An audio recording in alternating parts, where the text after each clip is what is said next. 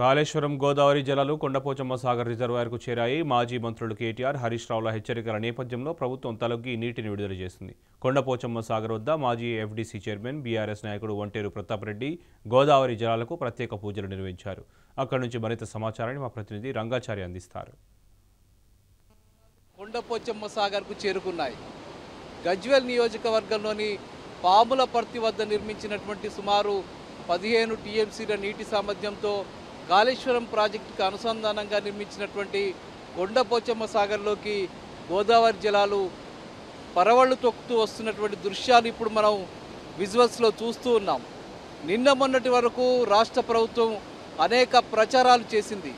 అసలు ఈ కాళేశ్వరం ప్రాజెక్టుకు ఇక భవిష్యత్తు లేదు, ఆ నీళ్ళని ఇక్కడికి తీసుకొచ్చే అవకాశమే లేదు, మేడిగడ్డ ప్రాజెక్టు పూర్తిగా కుంగిపోయింది, భవిష్యత్తులో ఈ ప్రాజెక్టు పనిచేయదని చెప్పి రకరకాల ప్రచారాలు చేసినటువంటి ప్రభుత్వమే తప్పనిసరి పరిస్థితుల్లో ఈరోజు మళ్ళీ ఈ నీళ్లు నింపాల్సిన పరిస్థితి ఏర్పడింది. ఒకవైపు రాష్ట్ర ప్రభుత్వం అనేక రకాల ప్రచారాలు చేసినప్పటికీ కూడా వాస్తవం మాత్రం ఇప్పుడు కళ్ళ ముందు కనిపిస్తూ ఉన్నది. గోదావరి జలాలు ఇక్కడికి వచ్చి చేరాయి. కాళేశ్వరం ప్రాజెక్టుకు అనుసంధానంగా నిర్మించినటువంటి ప్రధాన ప్రాజెక్టుల్లో చిట్ట చివరి ప్రాజెక్టు కొండపోచమ్మ సాగర్ ప్రాజెక్టు. ఇది గోదావరి నదికి సుమారు 650 మీటర్ల ఎత్తులో నిర్మించినటువంటి ఈ ప్రాజెక్టు చిట్ట చివరి ప్రాజెక్టు ఇది.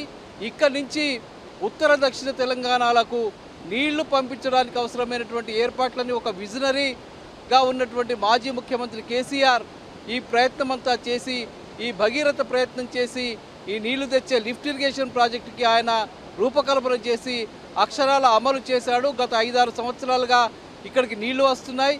ఇక్కడి నుంచి వివిధ ప్రాంతాలకు తరలి వెళ్తున్నాయి. అటు నల్గొండ జిల్లాకు, ఇటు నిజామాబాద్ జిల్లాకు, ఉమ్మడి మెదక్ జిల్లాకు కూడా ఇక్కడి నుంచి గోదావరి జలాలు తరలి వెళ్ళి ఆ ప్రాంతాలన్నీ కూడా సస్యశ్యామలం చేస్తున్నటువంటి పరిస్థితి ఉంది. ఒకవైపు కేటీఆర్ గత 15 రోజుల క్రితం మేడిగడ్డ వద్దకు వెళ్ళి ఎమ్మెల్యేలతో వెళ్ళి అక్కడ నీళ్లు కనుక విడుదల చేయకపోతే పెద్ద ఎత్తున ఆందోళన చేస్తామని 50,000 మందితో వెళ్ళి మేము పంపుల్ని ఆన్ చేస్తామని చెప్పి హెచ్చరించడం జరిగింది. మరోవైపు మాజీ మంత్రి హరీష్ రావు కూడా రాష్ట్ర ప్రభుత్వానికి, రాష్ట్ర ఇరిగేషన్ శాఖ మంత్రికి లేఖ రాశారు. తక్షణమే మీరు నీళ్లు విడుదల చేయాలని చెప్పి డిమాండ్ చేశారు. ఈ ఒత్తిళ్లకు తలొగ్గినటువంటి ప్రభుత్వం నీళ్లను విడుదల చేసింది. కాళేశ్వరం జలాన్ని ఇక్కడికి తరలించింది. వివిధ లిఫ్టుల ద్వారా ఇక్కడికి నీళ్లు తరలి వచ్చాయి. ఈ నేపథ్యంలో ఈరోజు ఈ బీఆర్ఎస్ పార్టీకి సంబంధించిన నాయకులు, ఈ నియోజకవర్గానికి సంబంధించిన ముఖ్య నాయకులంతా కూడా గోదావరికి స్వాగతం పలుకుతూ ప్రత్యేక పూజలు చేశారు. గోదావరమ్మను ఆహ్వానించారు. వాళ్ళు ఏమనుకుంటున్నారో వాళ్ళని ఒక్కసారి అడిగి చూద్దాం. చెప్పండి ప్రతాప్ రెడ్డి గారు, ఇవాళ మళ్ళీ ఒకసారి ఒక నిజం నిరూపితమైంది. మీరేమనుకుంటున్నారు ఇదంతా? ఇవాళ కేసీఆర్ గారి కళ ఆనాడే నిజమైంది. రాష్ట్రంలో కాంగ్రెస్ పార్టీ అధికారంలోకి రాగానే ప్రతిపక్షాల హోదాలో ఉన్నటువంటి కాంగ్రెస్ పార్టీ కాళేశ్వరం మీద అబండాలు వేస్తూ కాళేశ్వరం మీద అవినీతి మీద మాట్లాడినటువంటి రేవంత్ రెడ్డి మేడిగడ్డ కుంగిపోయింది, 10 పిల్లలు కుంగిపోయినాయి, కొట్టుకపోయింది, కాళేశ్వరం ప్రాజెక్టు ఫెయిల్ అయింది అని చెప్పి మాట్లాడినటువంటి ముఖ్యమంత్రి రేవంత్ రెడ్డి గారు ఇవాళ కళ్ళకు కనిపిస్తుంది.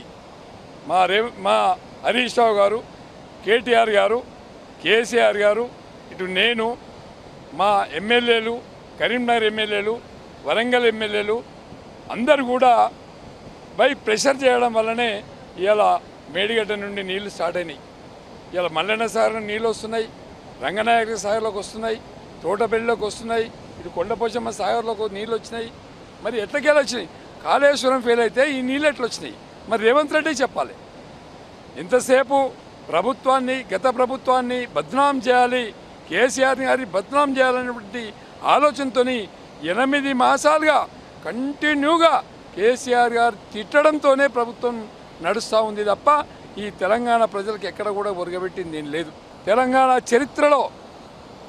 చరిత్రలో కేసీఆర్ పేరు చిరస్థాయిగా నిలిచిపోతుంది. ఇక్కడ 265 కిలోమీటర్ల దూరంలో ఉన్నటువంటి గోదావరి నీళ్లను 563 ఫీట్లకు తీసుకొచ్చి 513 ఫీట్లకు తీసుకొచ్చి మరి ఇలా నీళ్ళు ఇక్కడ తీసుకొచ్చిందంటే దానికి కారణం ఎవరు?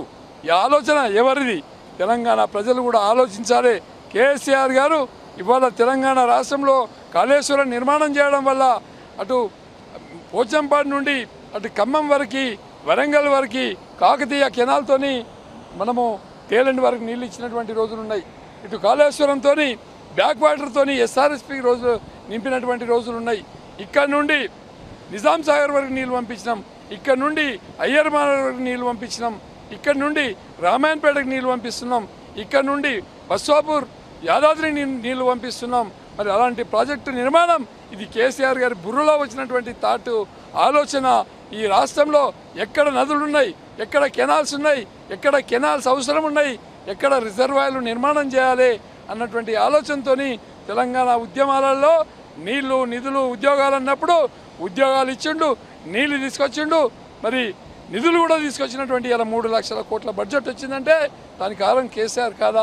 ఇవాళ నిజ స్వరూపం ఏంటంటే ఇటు మల్లన్న సాగరు ఇటు కొండపోచమ్మ సాగరు ఇదే నిజ స్వరూపం అని చెప్పి సందర్భంగా తెలియజేస్తా ఉన్నాం. ఇది మనకి ఇక్కడ బీఆర్ఎస్ పార్టీకి సంబంధించిన నాయకులు చెప్తున్న విషయం. ఇవి గత 5-6 సంవత్సరాలుగా ఈ ప్రాజెక్టుల ద్వారా ఈ ప్రాంత ప్రజలంతా కూడా సుఖంగా సంతోషంగా బతికినటువంటి పరిస్థితి ద్వారా మొత్తంగా ఇటు ఉమ్మడి మెదక్ జిల్లాతో పాటు నిజామాబాద్ జిల్లాకు అటు నల్గొండ జిల్లాకు కూడా ప్రయోజనం చేకూరేటువంటి పరిస్థితి ఉంది. భవిష్యత్తులో ఇక్కడి నుంచి కాలువల ద్వారా ఆ జిల్లాలకు కూడా నీళ్లు పంపడానికి ఏర్పాటు చేస్తే రైతులంతా బతికేటువంటి పరిస్థితి ఉంటుంది.